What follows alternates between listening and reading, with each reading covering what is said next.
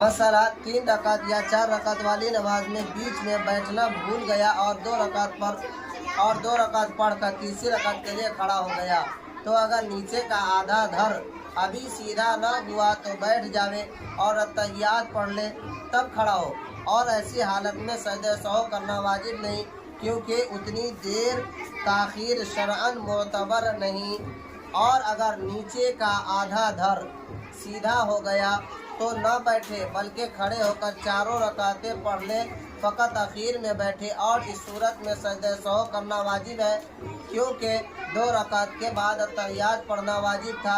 अगर सीधा खड़ा हो जाने के बाद फिर लौट आवेगा और बैठकर अत्तहियात पढ़ेगा तो गुनहगार होगा और सजदे सहू करना अब भी वाजिब होगा, क्योंकि इस कदर ताखीर शरअन मोतबर है और मूजिबे सजदे सहू है।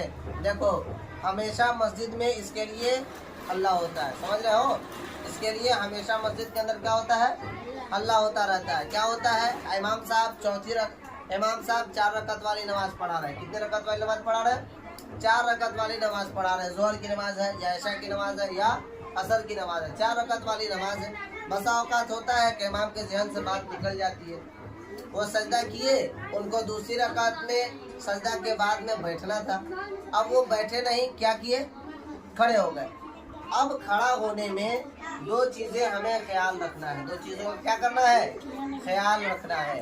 पहला ख्याल क्या रखना है कि सजदे सहू है कि इमाम अगर सजदा करके डायरेक्ट खड़ा हो गया तो मुक्तदी को ज़्यादा ख्याल रखना है कि इमाम अगर सजदा करने के बाद सीधा खड़ा हो जाता है, दूसरी रकात में नहीं बैठता, तो मुक्तदी को चाहिए कि सिर्फ वो 1 मरतबा लुकमा देकर इमाम की इत्तिबा करे।